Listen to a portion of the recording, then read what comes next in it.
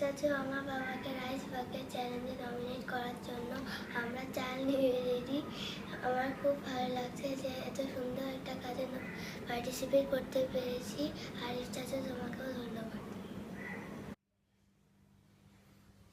আরিফার Hossain, rice bucket চ্যালেঞ্জে আপনি আমাকে নমিনেট করেননি, এই অপমান আমি জীবনেও ভুলব না। কোনো ব্যাপার না, বিডি সাইক্লিস্টের ফুয়াদ আমাকে নমিনেট করেছে এবং আমি রাইস বাকেট চ্যালেঞ্জে পার্টিসিপেট করছি, বাট আপনার নিয়মে না। আমি 7 জনকে নমিনেট করব না, আমি আর আমার মেয়ে মিলে 14 জনকে নমিনেট করবো। আপনার কোনো প্রবলেম আছে?